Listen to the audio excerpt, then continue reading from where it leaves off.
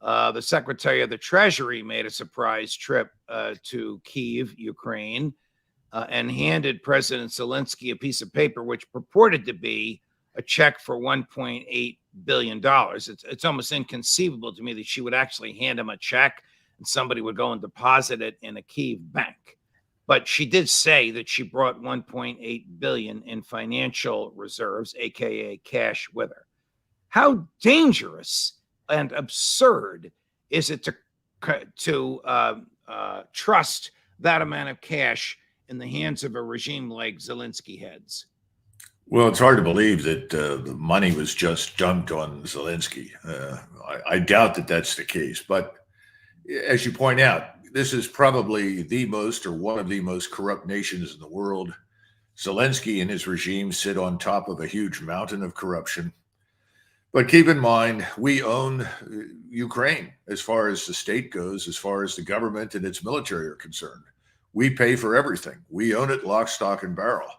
And we've decided that regardless of what happens, we're going to essentially sail this ship despite how many icebergs it may strike. And I think it's already struck one and the ship is already sinking. But, you know, we don't seem to care about that. We're more worried about how we look than what really happens. You recently said Ukraine is destroyed. There's nothing left. Can you elaborate on that, Colonel? Well, if you look at the cities, I think it was Graham Allison, whose landmark work, of course, goes back to the 1960s and 70s about the Cuban Missile Crisis. And he observed that in addition to the Russians sitting on virtually everything that is of any value to Ukraine, 80-90% of its gross domestic product, effectively, its mineral resources, oil, gas, coal, steel production, factories, 40% of Ukraine's urban centers are largely destroyed because the Ukrainian army positioned its forces in those areas and the Russians had no choice but to attack them. And they've had to attack air defense assets positioned in urban areas. The transportation infrastructure is in terrible shape. They can't move very much anymore. And when they do, they're immediately at risk. Communications are down. Millions more are trying to get out of the country.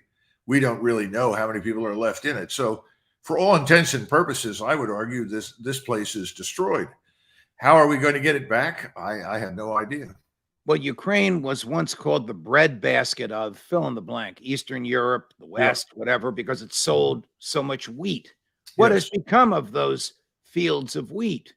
Well, we have to assume that some of it has survived and will be grown, but you're not going to see the kind of harvest that we've seen in the past. Until quite recently, the most impressive harvest in the history of Ukraine occurred in 1915. Believe it or not, communism just about destroyed the agricultural sector, and it took decades to recover from that. So, you know, it's a tragedy, but we don't seem to have a coherent military strategy, but we have a damn good media strategy. Well, the media strategy is who knows who else is going to go to Ukraine. I mean, with Secretary Yellen, with Secretary Blinken, he didn't have a check for $1.8 billion, or he didn't claim that he had a check. So we don't know what promises he made or conversations he had. But of course, the administration makes a big deal out of that. A man you and I admire a lot, Congressman Andy Biggs of Arizona, not only for his intellect, but also his fidelity to the Constitution and his personal courage. He's like shoveling against the tide in the House of Representatives, arguing that the government is suspending us into oblivion and that we shouldn't be sending a blank check to Ukraine. Told me on the show earlier today that the Defense Department assured him that we do not have any troops on the ground in Ukraine, that there are only contractors there. Now, do they call troops in civilian clothes contractors? Do they hire contractors, outside civilians, to show the Ukrainians how to run this equipment? Or is this just some sort of a word game that the DOD is playing? Congressman Biggs didn't believe a word they said, but they did say it to him. Well, as a general rule, not believing them is probably a good thing to do. So I doubt that that's actually the case. But contractor simply means someone who wore a uniform yesterday and doesn't wear one today. and is sent in to do whatever is required. And right now, Ukrainians have admitted that they really can't operate most of the equipment that they're receiving, which means that things like HIMARS, even these new tanks that are coming in, are going to have to be operated by contractors on behalf of the Ukrainian state. They've taken such very heavy losses that I know we're recruiting as many mercenaries as we can. And they're being paid through various front organizations by the CIA. We are desperate to keep this thing going. Ukraine is actually on life support. Let there be no doubt about it. But until the life support is cut off, it will continue. All right. So you say some of the tanks need Americans to operate. The Americans who wore uniform yesterday are in civilian clothes today. Is it conceivable that some of these tanks are actually being manned by Americans?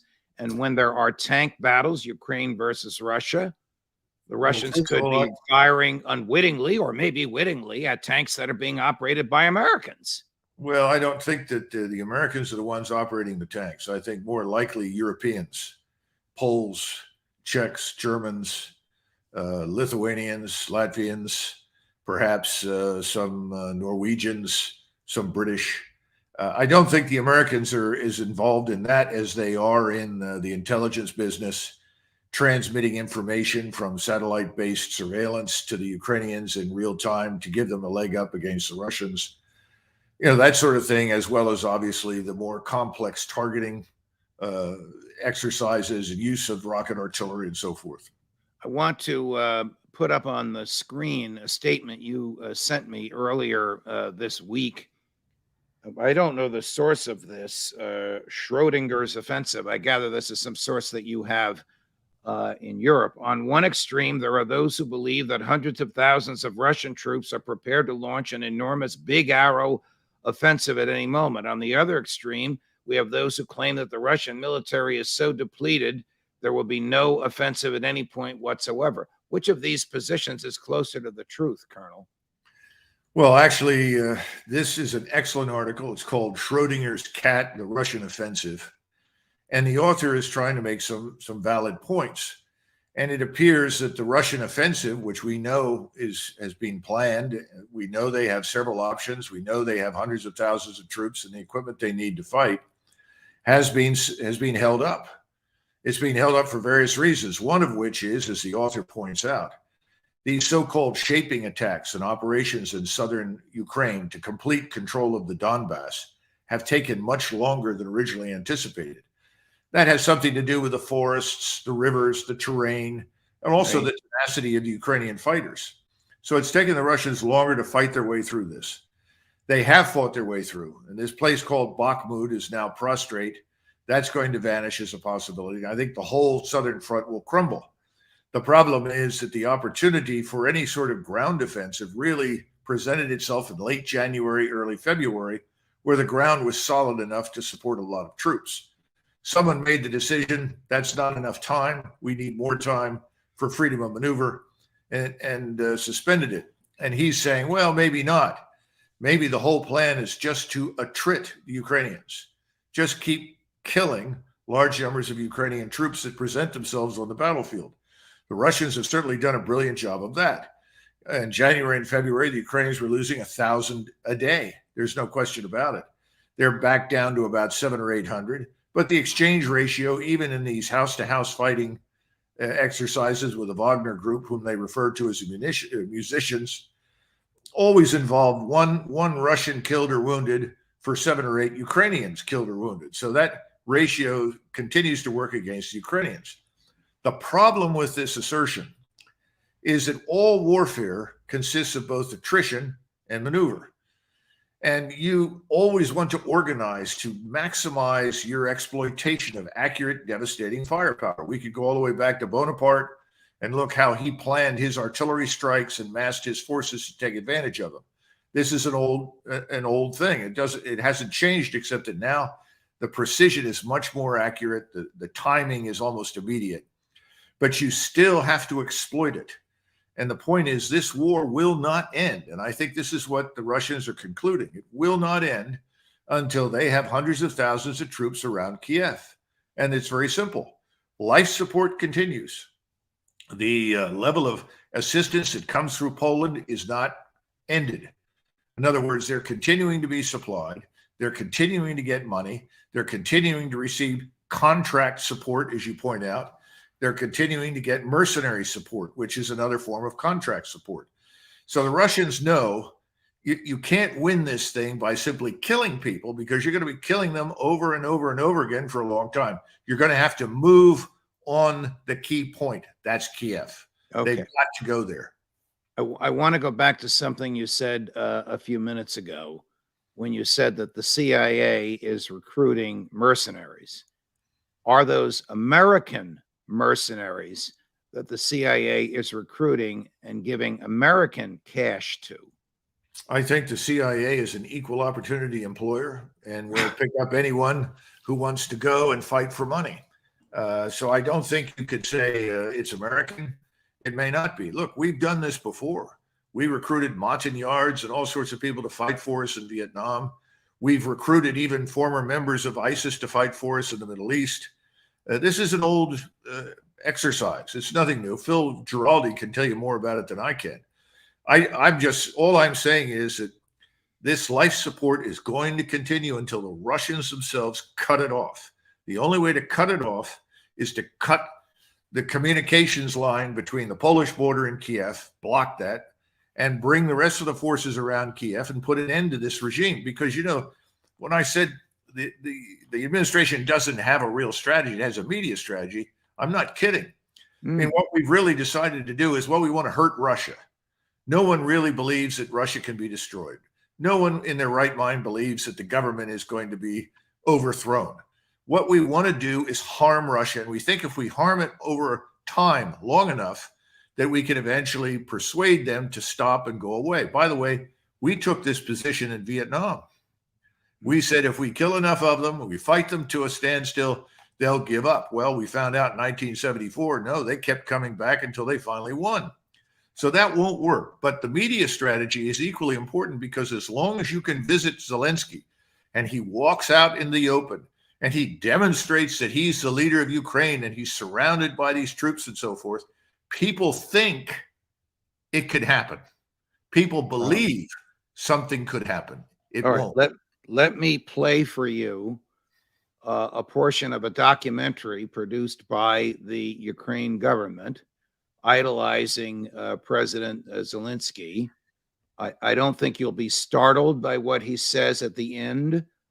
This is about a 90-second clip. I don't think you'll be startled about what he says at the end, but it was very, very provocative. Now, this is in Ukraine, and there are subtitles. We may have to play it twice. The subtitles are small, but I think those watching us now will appreciate the mania, and I'll let you assess that, Colonel, that is going on.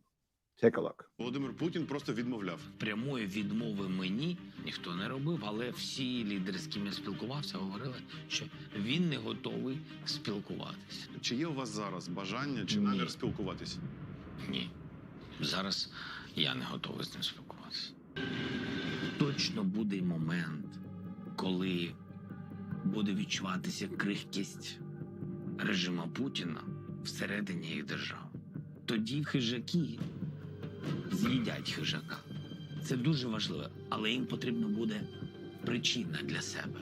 І вони згадають слова Комарова, Зеленського, ще когось. Вони згадають. Він знайде для себе причину вбити вбивцю. Дуже красиво сказали. Ну, тим не менш, я думаю, що тому це не зайве. Чи це спрацює? Так, коли, я не знаю. I'm not ready to talk. The most incendiary thing is the predators will eat a predator. He's calling for an assassination of President Putin. How dangerous and unstable is he? Well, it sounds like Mr. Zelensky is being coached by Lindsey Graham. Because Lindsey Graham said effectively the same thing. Colonel. I think they've said essentially the same thing over and over and over again. If we press hard enough, push long enough, survive this, well, people will eventually overthrow Putin. There's no evidence for this. This is more evidence-free analysis, claims that have no basis in fact. I would say that Mr.